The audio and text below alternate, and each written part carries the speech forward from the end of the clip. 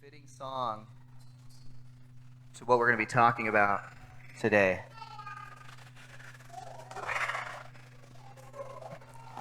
Waymaker, miracle worker, promise keeper, light in the darkness, that is who you are.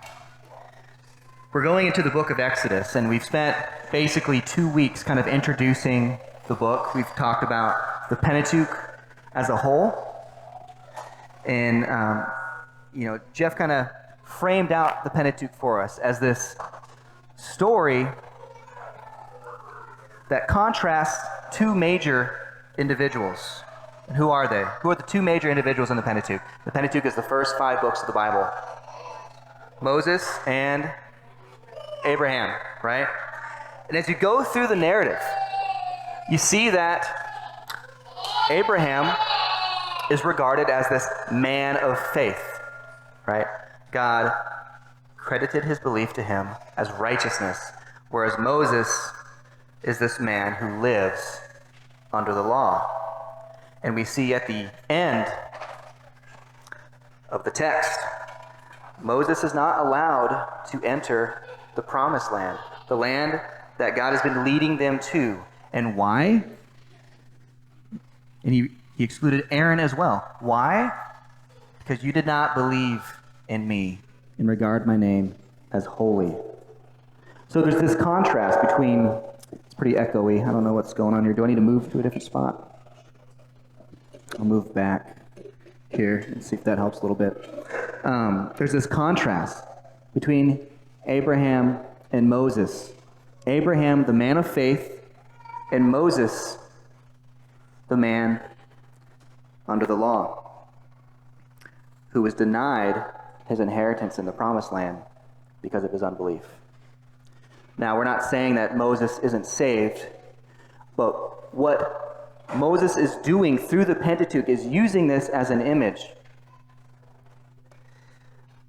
Granted, the latter parts of Deuteronomy may well have been written by Joshua, tidying up the book. Now, it's interesting that we sing this song, Waymaker, promise keeper, or miracle worker, promise keeper, light in the darkness, that is who you are. All of these images that we just sung about are present in the Pentateuch. God as the waymaker, God as the miracle worker, God as the promise keeper, the light in the darkness for the children of Israel. And we sang that bridge, even when I don't feel it, you're working. Even when I don't see it, you're working. And we see so many times through Israel's history, when they don't see, when they can't feel, what do? They stop believing. They give up belief. But the story of the Pentateuch and the story that Moses really brings out, especially in the beginning pages of Exodus, is that God is working. He's working. He's going to accomplish his purposes, and he's going to fulfill his promises. And so, diving into the book, I think it's appropriate for us to kind of do a little bit of review. It's probably 1.5 years ago now that we finished up the book of Genesis. We were doing a back and forth study between Genesis and John. There's a lot of parallels between those two books, a lot of rich Old Testament imagery in John that goes back to the book of Genesis and even Exodus as well. And so now we're diving into Matthew and Exodus, and every other week we're going back and forth. And one of the major themes in Matthew, and Rigo brought this up when he taught last week, and I would argue possibly the primary theme in Matthew is Jesus as this better Moses. Jesus as this one, the prophet who was to come, this better Moses. He is the antitype to the type of Moses. So in the Pentateuch, the authors use a literary device called narrative typology. And what it is it's patterns, repeated patterns, used to convey a particular message. And we see specific parallels between Moses and Jesus. And Jesus is this better Moses, this one who is fulfilling what we saw in Moses. Jesus is the antitype. And so it's really important for us as we study Exodus to keep these things in mind, because really when the Jewish converts, Matthew was writing to them, they would have understood this. This is the context that they have for understanding what Matthew is speaking to them about. They would have seen this. And so as we go through these, we're going to see interesting parallels between Moses and Jesus, but we're also going to see this redemptive theme of faith through the Pentateuch. If you want to know what the Pentateuch is about, it's about how you properly relate to God. And that might sound odd, because there's a lot of laws in there, right? What's the nature of these laws? What's the purpose of these laws? It was not to make you righteous before God. What we find in the Pentateuch is that man relates to God properly by faith. By faith. And so as we go through this book, I hope to bring that out to you very explicitly. Me and TC will be covering Exodus, and Rigo and Stephen are covering the book of Matthew. So, diving into the book of Exodus, I think it's appropriate to take a look back at Genesis. What is the overall context of Genesis, especially towards the end?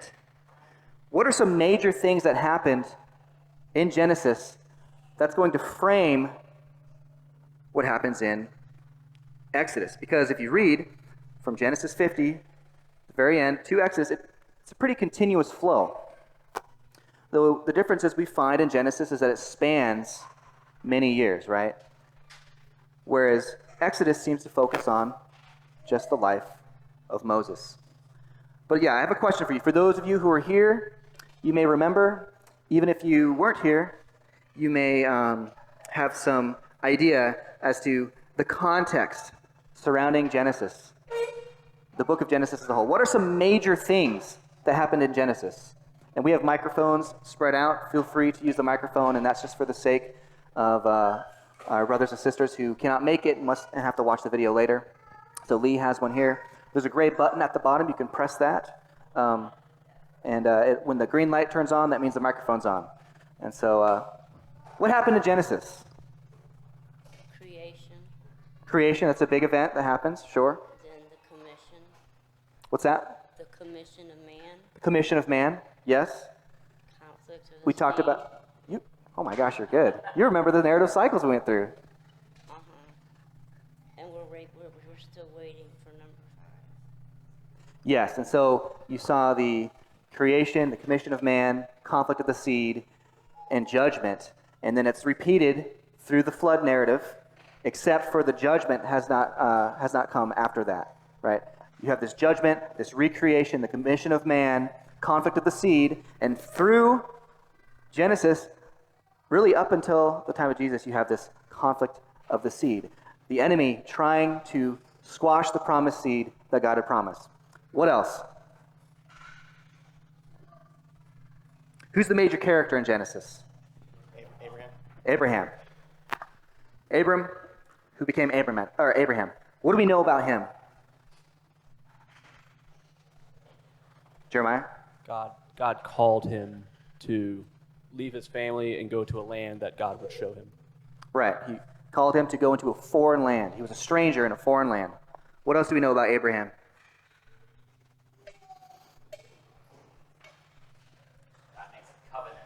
God makes a covenant. So we have the Abrahamic covenant. And what's significant about that covenant, as TC brought up, was that God would fulfill it. There's nothing Abraham could do to fulfill it. God would fulfill it. Anything else? And if you're new here, you've probably already noticed by now, this is not quite like a normal sermon. So interaction is encouraged.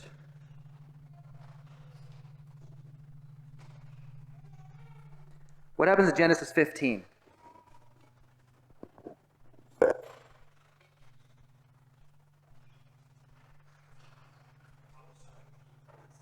What was that? Isaac? there's the promise to Abraham, Abrahamic promise. This is what I want to cover, and I'm going to just put it up here and we can read it together. In Genesis 15:1, after these things, the word of the Lord came to Abram in a vision, saying, "Do not fear, Abram, I am a shield to you. Your reward shall be very great." Abram said, "O Lord, what will you give me, since I am childless, and the heir of my house is Eliezer of Damascus?"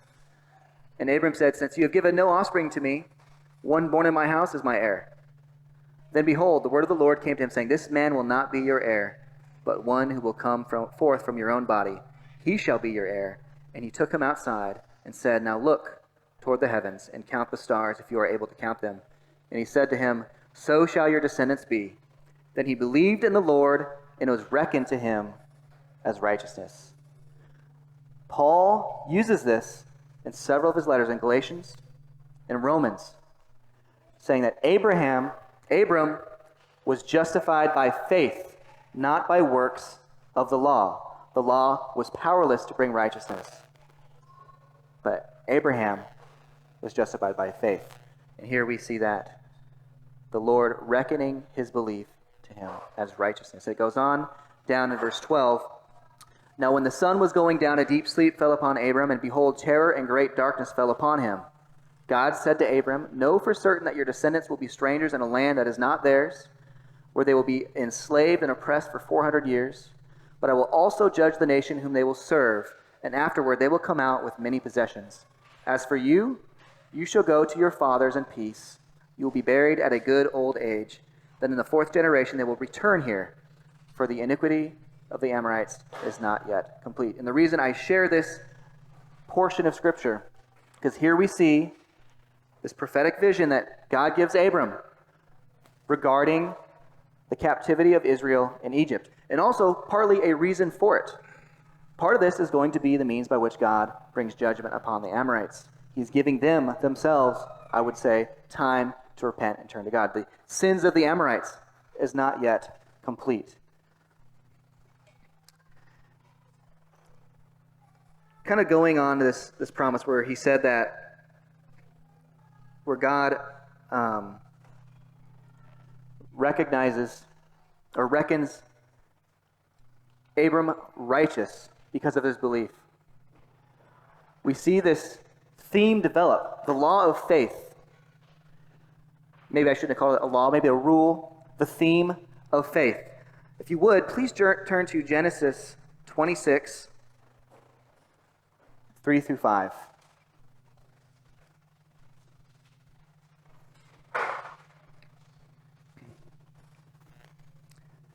And if somebody would like to volunteer to read that.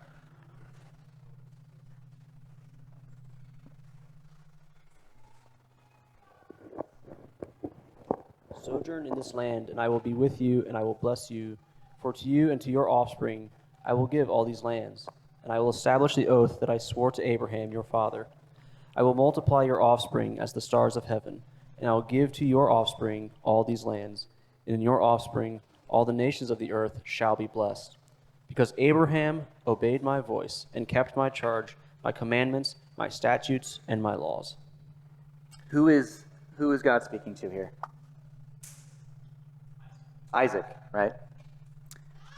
Abram's son Isaac, the promised heir to Abraham, right? Now, what do you find striking about this here? Something in here seems a little out of place, like it doesn't belong. It shouldn't be here yet. Is it the descendants of all the nations of the earth shall be blessed? Is that what you're referring to? Nope, that was previously promised. Laws. Abraham obeyed me and fulfilled his duty to me and kept my commandments, my statutes, and my laws. How did he do that? He didn't have laws. He didn't have statutes. The law was not given. We haven't even arrived in Exodus when it is given. The law was not given yet. There have been various attempts to try to figure out what is going on here. You have various rabbinical traditions and Talmudic traditions trying to say, well, okay, there must have somehow been a law given to him. I mean, we just have to say that. I don't think so. I think Moses is smarter than that. I think this is very intentional. What did we just read previously about Abraham? He believed, and God reckoned it to him as righteousness. Abraham had no laws, he had no commandments or statutes that he should obey, but he was reckoned righteous by his faith. How did Abraham obey God and fulfill the law? By faith. And that is the theme that we're trying to develop through the book of Exodus. It's through faith. There was no law. The law wasn't given. And as we read, as we continue to study this text, we'll see why the law was given. It wasn't to make the people righteous.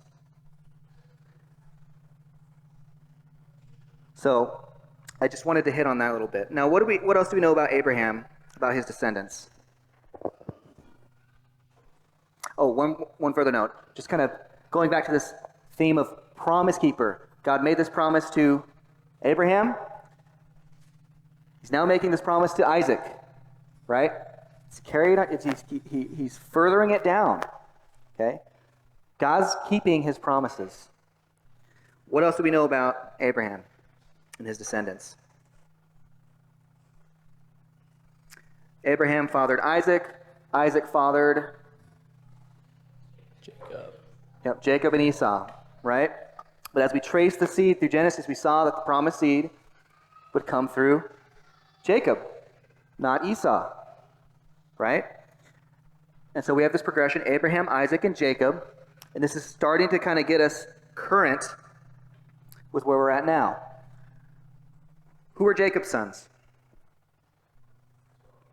Do you guys memorize? Do you have them memorized? The 12 tribes, that's right. You have Reuben, and I don't have them memorized. I could maybe name most of them, but I'm just going to read it for you. Levi's one of them, as it would happen. Yes, Reuben, and this is in the order of their birth.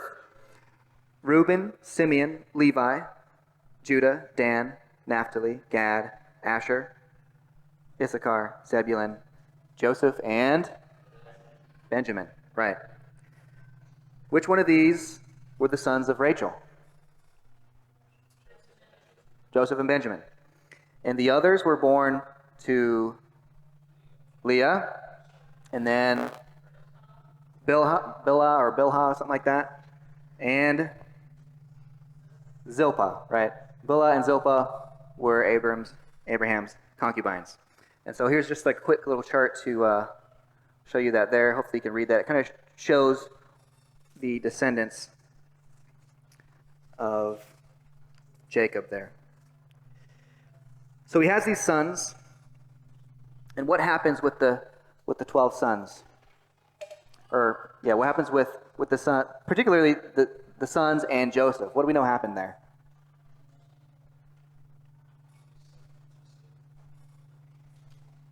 Right. Yes, they sold Joseph into slavery because they were jealous of him, and his father favored him. Why did Jacob favor Joseph? He was the child of his old age, particularly Rachel, right? Rachel. He was one of two sons of Rachel, whom he dearly loved. So Joseph is sold into slavery, and we know the story. He serves Potiphar, has a pretty high office with Potiphar. He's accused of acting inappropriately with her. He's thrown in jail, right? Right when it seems that God has blessed him, even in this land that he was a stranger to, he's thrown in jail. In jail, what happens?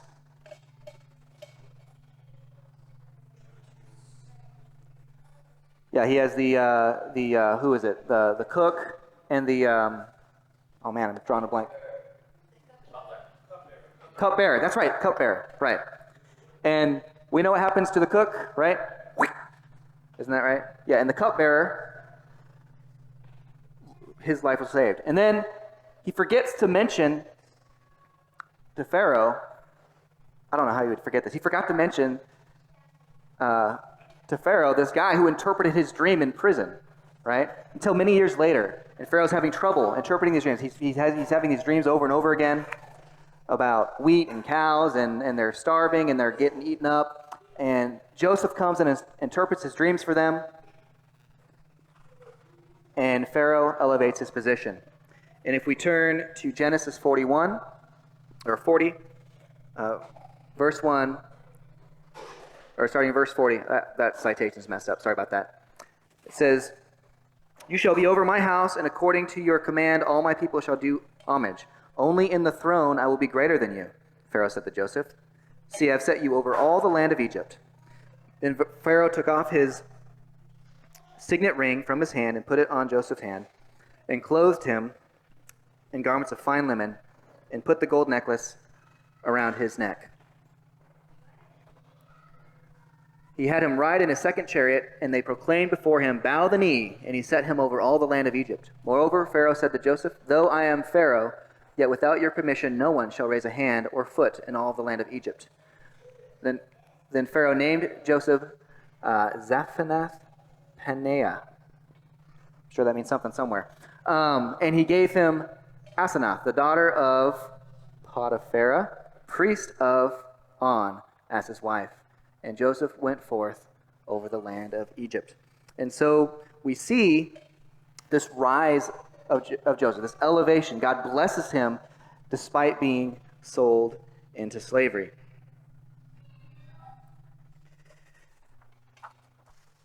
Now towards the end of Genesis 50. Feel free to turn there in Genesis 50, verses 15 through 21.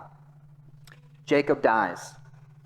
There's mourning, there's grieving, and his brothers are especially mourning. Why are they mourning? Why are they sad and scared after Jacob's dead, particularly? What's going on? Yes, they're afraid that now that Jacob's dead, Joseph is going to punish them for their earlier misdeeds when they sold Joseph into slavery. And picking up in verse 15, it said, "When Joseph's brothers saw that their father was dead, they said, What if Joseph bears a grudge against us and pays us back in full for all the wrong which we did to him?"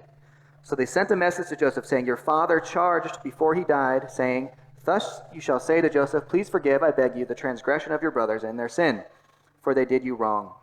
And now please forgive the transgression of the servants of the God of your father." And Joseph wept when they spoke to him. Then his brothers also came and fell down before him and said, "Behold, we are your servants." But Joseph said to them, "Do not be afraid, for am I in God's place? As for you, you meant evil against me, but God meant it for good in order to bring about this present result, to preserve many people alive. So therefore, do not be afraid.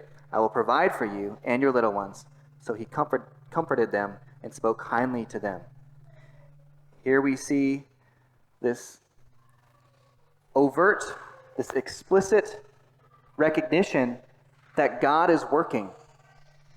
That despite their evil actions, God brought about his purposes. He preserved their lives. God is at work. And so he takes the children of Israel to Egypt to preserve their lives, to give time for the Amorites, because their sins are not yet full. And at the end, starting in verse 22 of chapter 50, "Now Joseph stayed in Egypt, he and his father's household, and Joseph lived 110 years. Joseph saw the third generation of Ephraim's sons, also the sons of Machir, the son of Manasseh, who were born on Joseph's knees. Joseph said to his brothers, I am about to die, but God will surely take care of you and bring you up from this land to the land which he promised an oath to Abraham, Isaac, and Jacob. Then Joseph made the sons of Israel swear, saying, God will surely take care of you, and you shall carry my bones up from here. So Joseph died at the age of 110 years, and he was embalmed and placed in a coffin in Egypt." Looking at that section there, what's significant? Given where we started and now where we are at the end of the book of Genesis. What did Joseph say to them? God will take care of you. And he refers specifically to the oath that God promised to Abraham, to Isaac, and to Jacob. Okay? God does not forget his promises. He fulfills them. And now he's charging them to remember God's promises. And so this is where we find ourselves in the book of Exodus. Now we're going to kind of break this up into two sections. We're covering chapters 1 and 2. And so we'll spend some time reading chapter 1, and then we'll talk about it, and then we'll spend some time reading chapter 2. Exodus 1. So if I could get a couple volunteers, let's say 3 volunteers to read chapter 1. We need someone to read verses 1 through 7. Anthony. We need someone to read verses 8 through 14. Shem. And somebody to read verses 15 through 22. Colleen. Very good.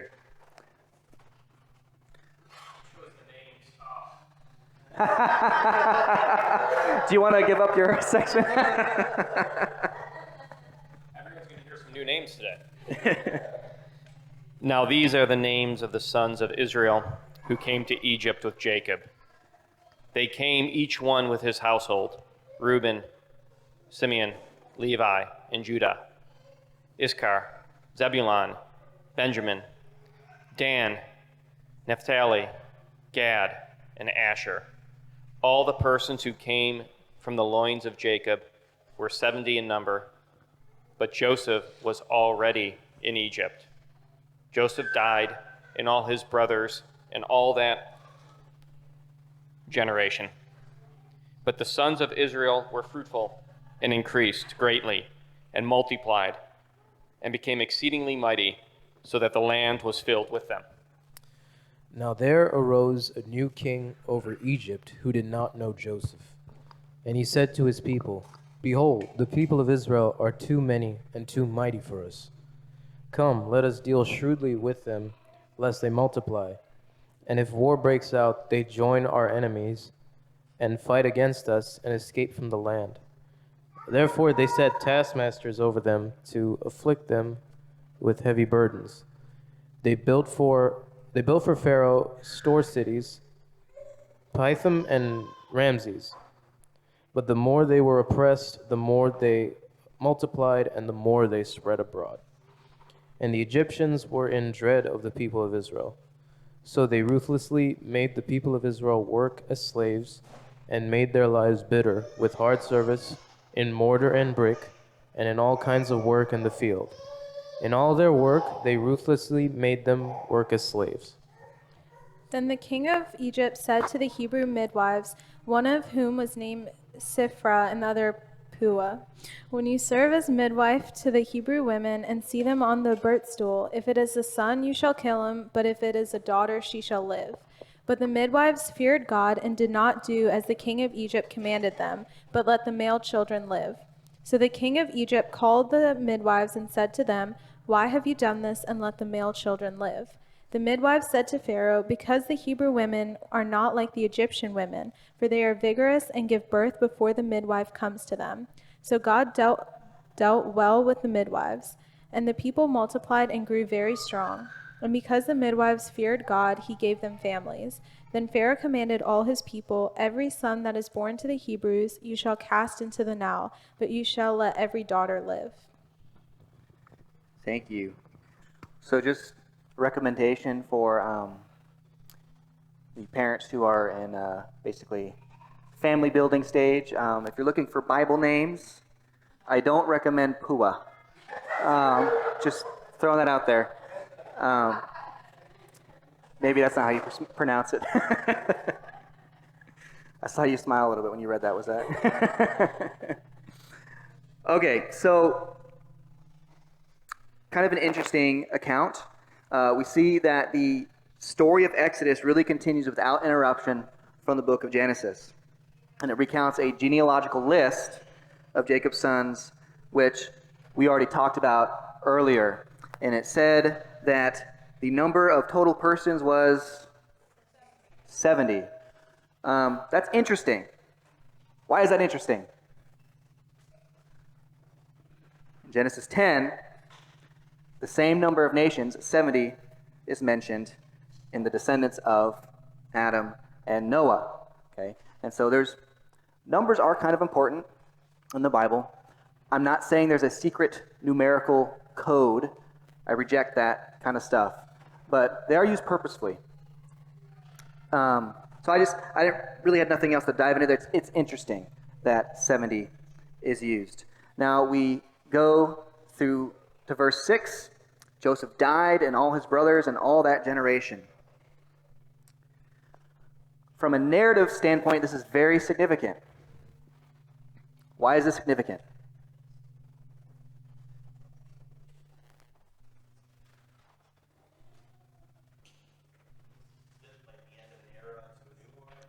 Yeah, it's basically the starting point of the next series of events. The old generation is gone. Joseph, his brothers, and all of that generation has died. And so I think it's an important starting point of the narrative. No one, Joseph, his family, that generation was gone. It's this new generation. And in verse 7 it says, "But the sons of Israel were fruitful and increased greatly and multiplied and became exceedingly mighty, so that the land was filled with them." Okay. We see this as I would say, a partial fulfillment of Genesis 15. What did God promise? He said that your descendants would be numerous. They'd be numerous, right? And we see here, they were fruitful and increased greatly. In verse 8, "Now a new king arose over Egypt who did not know Joseph." And so many generations have passed at this point. It says they were fruitful, they multiplied, they grew greatly, they grew strong, etc. And now there's a new king who did not know Joseph, right? So Joseph and his brothers are dead. They've multiplied greatly, and there's a new king who doesn't know Joseph. He knew nothing of Joseph, what he did, and the position that the children of Israel had in the land of Egypt. Now, the Bible doesn't identify who this king is, and so I would submit to you that it's probably not, as far as the author is concerned, as far as Moses is concerned, not a very important detail. There have been some guesses as to who it might have been, but there's nothing concrete. Moving through to 9 through 12. "And he said to his people, Behold, the people of the sons of Israel are too many and too mighty for us. Come, let us deal shrewdly with them, otherwise they will multiply. In the event of war, they will also join those who hate us and fight against us and depart from the land. So they appointed taskmasters over them to oppress them with hard labor. And they built for Pharaoh storage cities, Pithom and Ramses. But the more they oppressed them, the more they multiplied, and the more they spread out, so that they dreaded the sons of Israel." So it's interesting because the king moves in to basically prevent them from doing what ends up happening anyways, right? They wanted to prevent Israel from growing in strength and in numbers, so that they wouldn't gain their freedom. However, despite the king's efforts to thwart them, they multiplied anyways. And they came to dread them. Now, I highlighted here, this isn't in the original text, obviously. I bolded that for a reason. Now, I'm going to see what you guys think. But when I read this, and I was reading about this overall theme in the Pentateuch of faith versus the law, and thinking about the events that take place in Exodus, so they appointed taskmasters over them. And I was reminded later on of Israel's posture towards God. Does this stand out to anybody for any particular reason? Taskmasters. And I'm not saying what I'm going to submit to you is necessarily a connection, but it's something that stood out to me. So I want to give you guys an opportunity in case there's anything. They're in bondage. Lewis? The Israelites always needed someone to kind of tell them what to do. Even when they were wandering, when they were wandering the desert, they probably would just continue to wander until God had to appoint somebody to direct the Israelites. The Israelites are like lemmings in a way.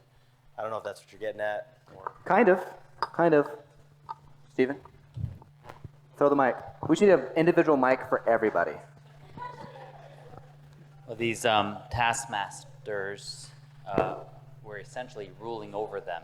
Right. And Israel has a constant struggle with letting others rule over them instead of God. Bingo.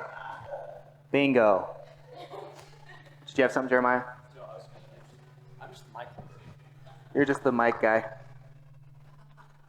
You're more than a mic guy, Jeremiah. Yes. Oh, Rigo, go ahead. I think it's also a type of foreshadowing, right? What the law is going to be to the nation of Israel, and then we get that explained in the New Testament, where it says that the law was a sort of a taskmaster that would point them to the Messiah, the promised seed, the King.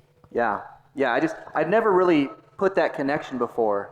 And I was like, wait a second, because I've never really thought about the Pentateuch in these terms.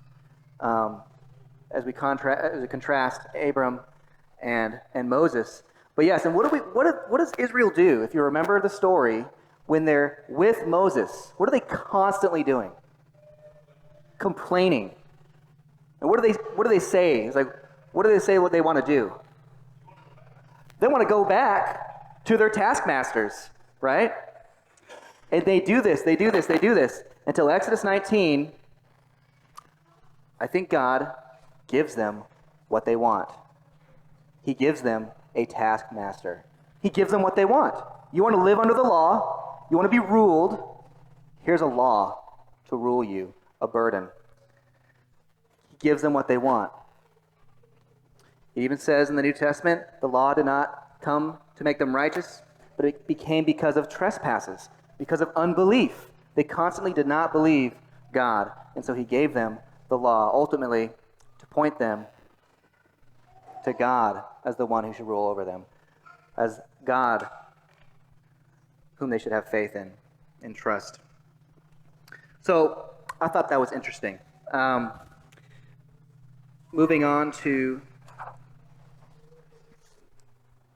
I guess I do have a couple more things here. Maybe I've already mentioned this. The irony is obvious. They try to prevent Israel from growing, and what happens? They grow anyway. And so what I think you see here is, at least subtly, the fact that God is working. God is preserving his people.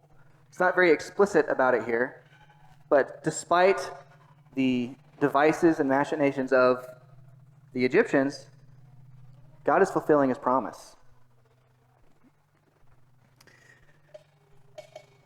And I'll just kind of throw this out here. We're not going to spend any time on it, but there's actually an interesting parallel between Exodus 1 and 2, where an Egyptian king tries to suppress Israel, and also in Numbers 22:24, where a Moabite king tries to suppress Israel. So if you want to look that up, feel free. We're not going to spend any time on that. Now moving on to verse 13. The Egyptians used violence to compel the sons of Israel to labor. So we see here that extreme slave labor has been enacted over the children of Israel. And then we get to this very interesting section regarding the midwives. And for some reason, I don't have it on the screen. We'll just go ahead and read that together again. 14 through 21. I'll just start in 13. The Egyptians used violence to compel the sons of Israel to labor, and they made their lives bitter and hard, and with labor and mortar and bricks and all kinds of labor in the field, all their labors which they violently had them perform as slaves. Then the king of Egypt spoke to the Hebrew midwives. One of them was named Shiphrah, and the other was named Puah. And he said, when you are helping the Hebrew women to give birth and see them upon the birth stool, if it is a son, then you shall put him to death. But if it is a daughter, then shall she live. But the midwives feared God, and did not do as the king of Egypt had commanded them, but let the boys live. So the king of Egypt called for the midwives and said to them, why have you done this thing and let the boys live? The midwives said to Pharaoh, because the Hebrew women are not like the Egyptian women, for they are vigorous and give birth before the midwife can get to them. So God was good to the midwives, and the people multiplied and became very mighty. And because the midwives feared God, he established households for them. Then Pharaoh commanded all his people, saying, every son who is born you are to throw into the Nile, but every daughter you are to keep alive. So a lot of interesting stuff happens here. The midwives Pharaoh commands the midwives to kill the children of Israel if they're born male, right? If there's newborn males, kill them, right? The midwives basically go to Pharaoh, they refuse. And why do they refuse? They feared God. You should be reminded of Peter, who says that we should obey God rather than man. They fear God, and so presumably the women giving birth in this explanation, they would hide the children before the midwives got there, right? Presumably that's what happened, or that's at least what they're saying happened, or something like that. Now, what did Pharaoh do to the midwives for failing their obligation? Doesn't say he did anything, right? You would expect that there'd be some type of punishment, some type of consequence for this, right? But what does it say God did? Bless them, right? So God preserved them for their faithfulness to Him, for their faith in God, right? I think we see an example of faith here. By faith, they refused the orders of man and obeyed God instead. And they were not punished, but indeed they were actually blessed. Now, some people have brought up some questions about this passage, and there's another passage that's kind of similar with Rahab the prostitute. Do you guys kind of see the connection I'm making between, there seems to be some deceit going on the part of the midwives, and in the case of Rahab, the same thing, right? So, well, is the text here condoning lying now? Is it? Okay, no, that's the right answer. Yeah, that's the right answer. What's going on here? I'll say one thing. A lot of what we read in the Bible, especially in the Pentateuch, we tend to read it as if we're reading the New Testament, where there's a lot of commands and teachings concerning the church specifically, right? And so we take this prescriptive lens that we are so used to as New Testament believers, and we apply it to the Old Testament. But really, a lot of what is recorded in the Bible is descriptive. It's telling you what happened, neither necessarily condoning an action or praising it, right? There are times when things are praised explicitly. For example, they feared God more than they feared men, and God blessed them for that. But did they lie? We already said the Bible's not condoning lying, right? So what's going on here?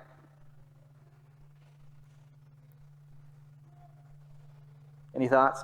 Yeah, go ahead. Daryl, right? Yes, yes. Yeah.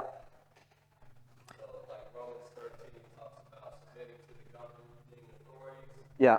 But God's ultimately the highest governing authority. He's the King of Kings. And so whenever man's rules conflict with God's rules, you go with God's law. Yeah. Follow God and not man. When it's a conflict, Yeah, that's good. One thing, the text doesn't say they necessarily lied. They could have told a partial truth, or maybe just not the whole truth. It doesn't say particularly that they actually lied in this case. But even if they did, let's say they did lie, it doesn't condone the lying. It praises them for their faith in God. Further, I think when we tend to, you maybe heard of some hypotheticals before. The common one that's given is Corrie ten Boom hiding Jews from the Nazis, right? And, okay, if the Nazis show up to, hey, do you have any Jews here? Do you lie and save their lives? Or do you tell the truth? Well, good for you, you're telling the truth, but they die, right? We tend to cast things in terms of lesser evils, when I think a lot of times we really should cast things in terms of what is the greatest good. Because is it more important If there's two options and they're opposed to each other in terms of their consequences, is it more important to tell the truth or is it more important to preserve someone's life? And so I think the answer would be obvious. You lie to the evil Nazis. That doesn't mean lying is good, right? But saving life is. Saving the lives of, saving their lives is more important than telling a true thing to the Nazis in that case. And so I think a similar thing could be applied to this. I think a similar thing could be applied to the case of Rahab, whom God blessed because she believed God that he was going to come and take Jericho. So moving on, there's kind of a little rabbit trail there. In verse 22, we see that the Egyptian king, what does he do? He commanded them first to do what? With the midwives to do what with the male children? To kill them, right? They refused. What happens in verse 22? He gets really specific with it. He says, throw them into the Nile. But what else happens? Who did he command? Everybody. He's expanded this command. The Pharaoh commanded all his people, saying, every son who is born you are to throw into the Nile, but every daughter you are to keep alive. What a vicious king. That in his effort to be rid of the male Hebrew babies, he tells their people to throw all their male children as well. What is ironic about that, given what we know about the plagues that God brings? The last plague, God takes every one of their firstborn.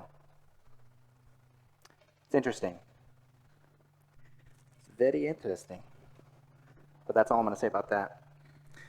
Okay, moving on to chapter 2. We're running out of time fairly quickly, so I'm going to try to get through this. There's a lot of interesting things that happened here.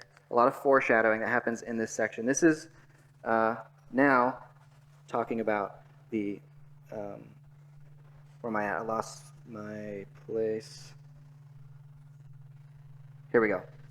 Yeah, the birth of Moses. If we could get somebody to read, we'll just say the first 10 verses, and then somebody to read the last 15 verses for chapter 2. Jeremiah, first 10, and then the last 15.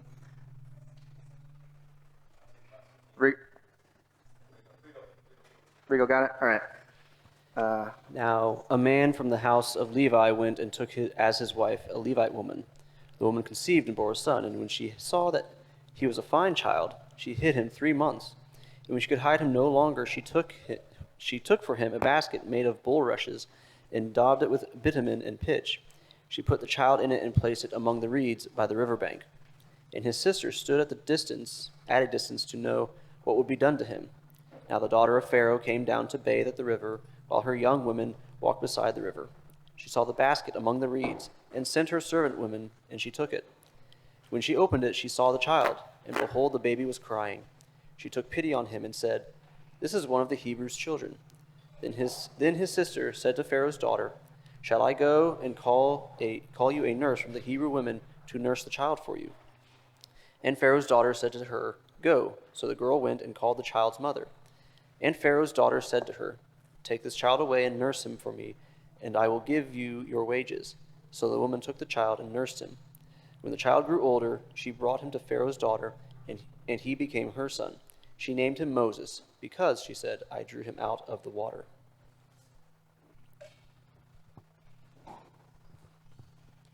Now it came to pass in those days, when Moses was grown, that he went out to his brethren and looked at their burdens.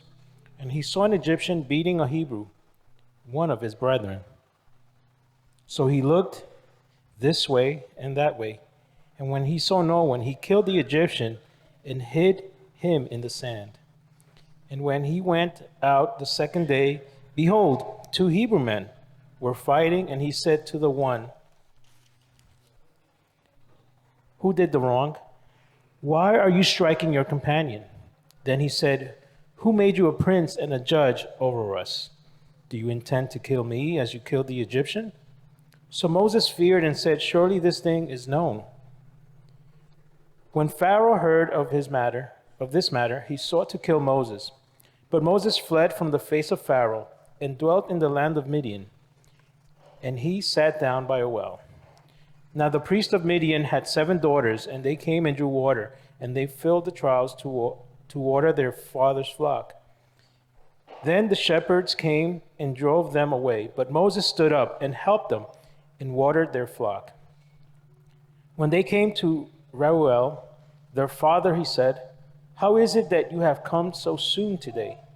And they said, "An Egyptian delivered us from the hand of the shepherds, and he also drew enough water for us and watered the flock." So he said to his daughters, "And where is he? Why is it that you have left the man? Call him that he may eat bread." Then Moses was content to live with the man, and he gave Zipporah, his daughter, to Moses. And she bore him a son and called his name Gershom. For he said, "I have been a stranger in a foreign land." Now it happened in the process of time that the king of Egypt died.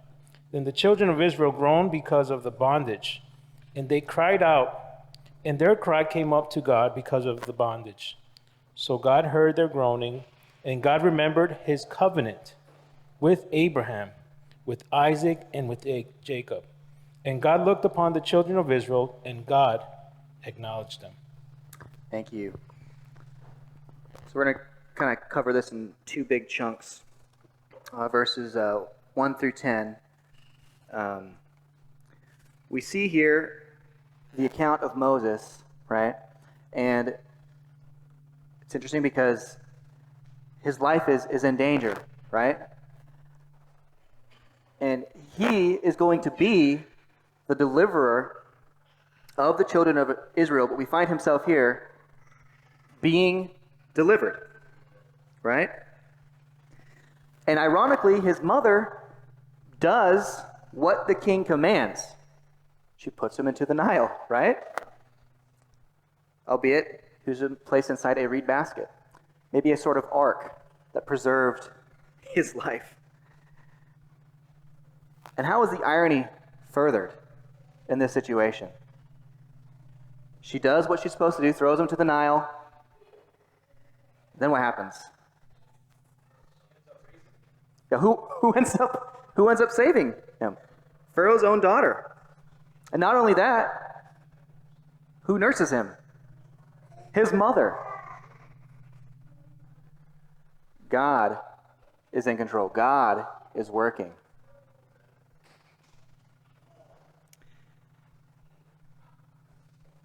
And so you just see through these first 2 chapters tons of irony, tons of efforts on the part of men to thwart the promises of God. What did the king fear most in chapter 1? That the Israel would multiply and grow strong and be free. He tries to oppress them. And what do? They continue to multiply and grow strong. He ordered that their sons be killed. It doesn't happen.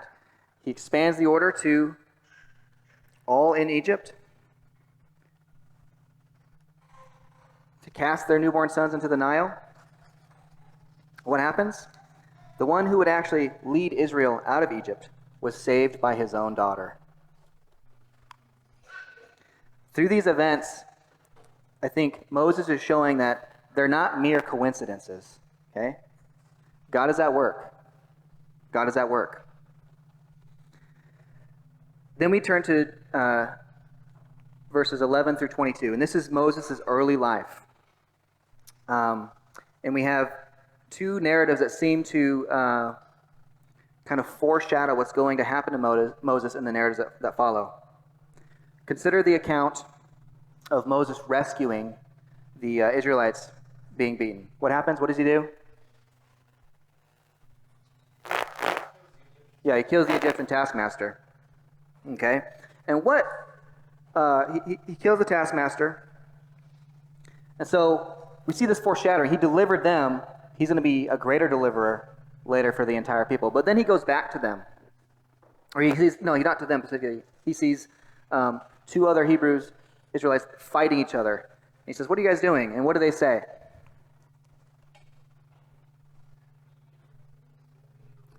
Yeah, who made you a ruler over us? That's interesting. What is Moses' complaint to God later on? They won't listen to me, right? They won't listen to me. And here they are, not listening to him. Then we see Moses goes into the wilderness. He provides water for the flock of Ruel. I don't even know how you say that. Kendra knows all these pronunciations. And his daughters. What's interesting is he also provides water later on. To who? The Israelites. There's this constant foreshadowing, narrative typology. And it's there for a purpose. And I think the narratives, these cycles, these patterns, they serve to underscore the importance of God's role in Moses' success. That without God, Moses would not be able to earn the trust of the people. He would not be able to bring them out of Egypt. We find Moses meeting Zipporah at the well, and this is very interesting. Let's see, I have it here. Yes, meet Zipporah at the well. This is interesting because I feel like wells are a very common theme in the book, or in the book of the Pentateuch. Who else meets their bride by a well? Isaac. I say Jacob's servant met Rachel by a well. Abraham's servant met Rebekah by a well. Jacob meeting Rachel. We have Judah meeting, this is kind of a stretch, but Judah meeting Tamar by the springs. The NIV translates it as its place name, Anaim, but that's a derivative of water, which is ayin, which is just, it's a spring, it's a place of water. Hebrew word ayin. And I had this impressive chart about all these patterns between the patriarchs and their how they meet their wife, etc., and all these different parallels. It's very interesting. If you want it, I can send it to you. But we don't have time, and so instead I'm going to quote from Sailhammer, who is a very good commentator on the Pentateuch. So if you want a really good commentary, get the Pentateuch as Narrative by John Sailhammer. And he says this: after the statement of the promise in Genesis 12, 1 through 3, those in the central line of blessing, Isaac, Jacob, Judah, Moses, etc., take wives from outside the land and the chosen people. In each case, the wife is introduced by means of the scene at the well. It seems proper, in the light of the parallels in these narratives, to raise the question of their overall purpose within the Pentateuch as a whole. An important clue is the meaning given to the events in Genesis 24. In that narrative, it is repeatedly stressed that the pattern of events demonstrates that it was the Lord who had led the servant to the proper wife. Now, this isn't saying... Yeah, anyhow, not going to go there. It is possible, then, that the pattern established by means of these well narratives is intended to show that behind the apparent anomaly of an important and prominent patriarch taking a wife from another land and people, there lies the ever-present will of God. Repeating patterns are often used in these narratives to stress the continuing work of God. And I think we've pretty well established that, even just in the first few pages of Exodus. Finishing up here, we have Exodus 23 through 25. We find another transition. The king of Egypt died. The sons of Israel groaned for relief. The oppression of the people was very great. And it says that God heard their groaning, and God remembered his covenant with Abraham, Isaac, and Jacob. And this reminded me of Genesis 8:1, when Noah is in the midst of the flood. It says, and God remembered Noah. Right? And if you remember, there's a massive chiastic structure with that section there at the central point of that chiasm. And I think this serves as a very important biblical image of God's faithfulness to fulfill his promises in sending a Redeemer. And as we continue to study Moses in this context, we'll see that his call anticipates and foreshadows the future Redeemer and Messianic hope that we have in Jesus. A lot of stuff. It's very interesting, pretty intense. I'm going to give this for you to you as a bonus. Here are just a couple different parallels between Moses and Jesus, and I forgot to put the reference for this chart. I can get that though. I'm not so sure on this one what this means here. 13 ancestors, 2 parents, his genealogy, 40 times. But both were protected by his parents from the Pharaoh, king of Egypt. Jesus was protected by his parents from Herod, king of the Jews. Moses was drawn out of water. Jesus was drawn out of the Jordan River in baptism. Moses was tested 40 years, living a toilsome life as a sheep herder. We find the Good Shepherd is personally tested for 40 days in the wilderness. Again, these numbers come up, these parallels come up. And there's even more. This is only the ones that we've kind of gotten to now.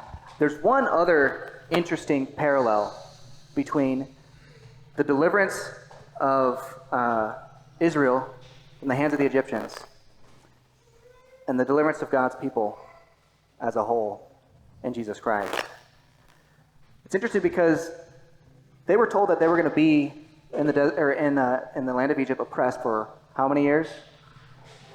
400 years. Now that's a round number, okay? Depending on your view on dates and stuff, it can range, but it's a round number. The Bible uses round numbers. It's fine. It's the same way that we use round numbers when we're referring, like, oh yeah, I did that 15 minutes ago, but it was actually like 14 point whatever, right? It's round numbers are used in the Bible, okay? But they were in Egypt for 400 years. How much time passed between the final book of the Old Testament, Malachi. I like to call it Malachi. That's how my professor would call it as a joke. And the New Testament, the events of Jesus. 400 years. Kind of interesting. I don't know what the significance of that is. It's just it's at the very least, it's interesting. So with these things in mind, just as we study these texts, be looking out for how Moses brings forth this idea of faith, how he also supplies the context for how these Jewish converts in the book of Matthew are going to understand Jesus as the antitype to Moses, as the better Moses.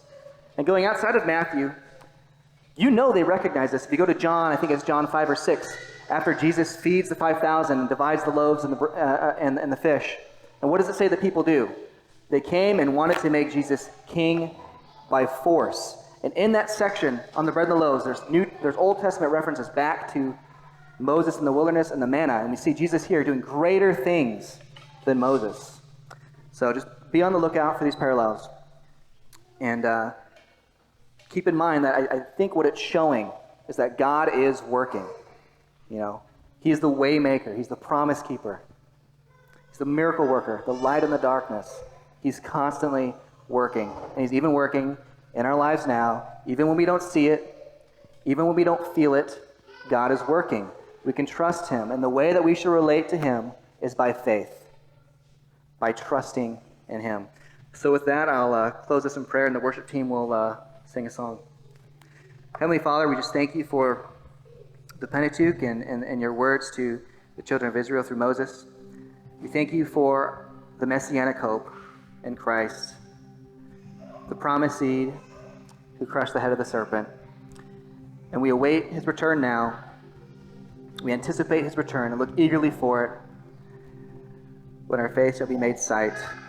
We love You, Lord. May we be encouraged by Your word. Through its study, may we just trust in You even more. We pray all these things in Your name. Amen.